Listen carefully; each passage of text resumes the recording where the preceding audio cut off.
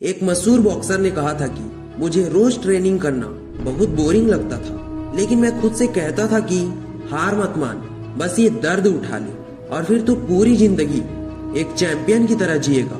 मैं ये बात आपको इसलिए बता रहा हूँ क्योंकि ऐसी सोच आपके अंदर भी होनी चाहिए।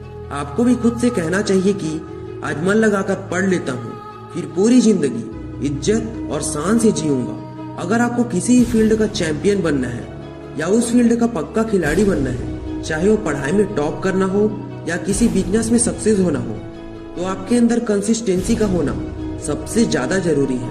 क्योंकि बिना कंसिस्टेंसी के आप कभी भी अपने फील्ड के पक्के खिलाड़ी नहीं बन सकते। कंसिस्टेंसी एक ऐसा प्रोसेस है जिसके पीछे बहुत ज्यादा मेहनत लगती है, हार्ड वर्क करना पड़ता है, तब जाकर आप अपने काम के अंदर कंसिस्टेंसी ला सकते हैं। आप अपने गोल को अचीव करने के लिए या अच्छे नंबरों से पास होने के लिए पढ़ते तो बहुत हैं, लेकिन आपकी पढ़ाई में कंसिस्टेंसी नहीं होती है, जिसके कारण आपको एग्जाम में कभी भी अच्छे मार्क्स नहीं मिलते हैं। जैसे कि आप हर रोज सुबह 5 बजे उठकर पढ़ते हैं, आपने पढ़ने के लिए एक फिक्स टाइम बनाकर रखा है और आप डेली मॉर्निंग में 5 से 7 बजे तक पढ़ते हैं, लेकिन किसी दिन किसी कारणवश आपको समय नहीं मिल पाया या फिर कम समय मिला, फिर भी आप मॉर्निंग में 5 बजे उठकर 2 घंटे की जगह 1 घंटे ही पढ़ा।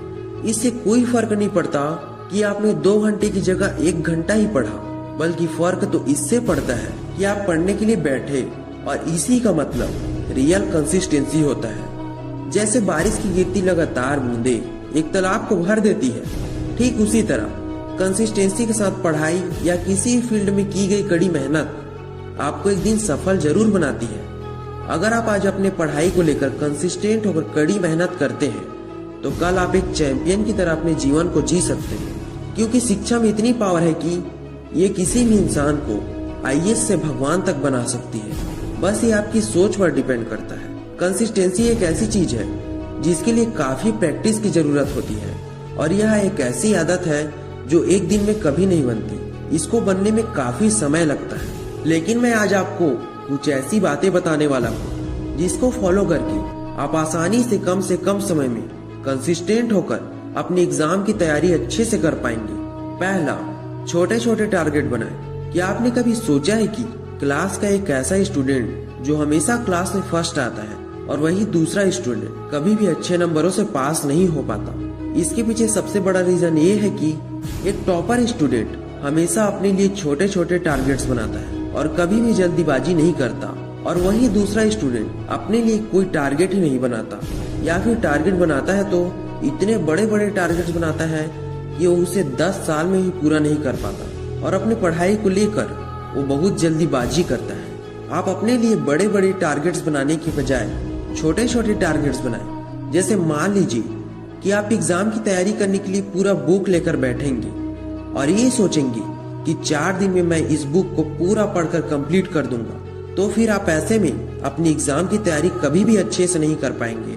ऐसा सोचने की बजाय आप ये सोचें कि मैं डेली हर सब्जेक्ट का 2-2 चैप्टर पढ़ूंगा, तो आप बिल्कुल अपनी एग्जाम की तैयारी अच्छे से कर पाएंगे। शुरुआत में ही अगर आप खुद को बड़े बड़े टारगेट्स देंगे तो फिर धीरे धीरे आपका मन पढ़ाई से हटने लगेगा और आप बोर होने लगेंगे, फिर आपको कुछ भी याद नहीं होगा।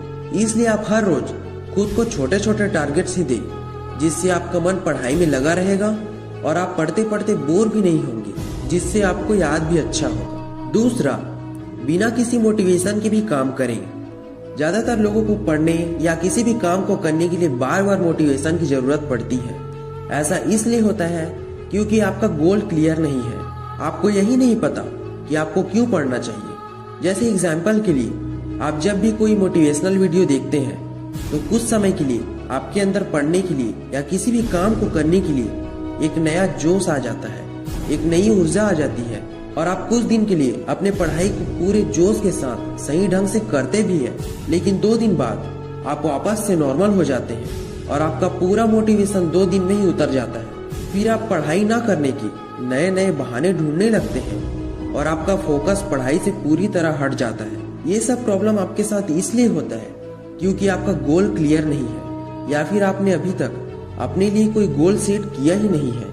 आपको यही नहीं पता कि आपको क्यों पढ़ना चाहिए, आप क्या बनना चाहते हैं, या फिर किस फील्ड में जाना चाहते हैं। इसलिए सबसे पहले अपने लिए एक गोल सेट करें, फिर आपको बार बार मोटिवेशन की जरूरत नहीं पड़ेगी और फिर वही गोल आपके लिए मोटिवेशन की तरह काम करेगी। तीसरा, अपने काम को कल पर टालना।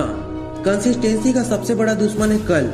जब आप अपने काम को समय पर पूरा नहीं करते हैं और उस काम को कल पर टालते रहते हैं तो आप कंसिस्टेंसी से दूर भागते हैं। जैसे मान लीजिए 10 दिन बाद आपका एग्जाम है और आपको पता है कि अभी आपका पढ़ना कितना जरूरी है।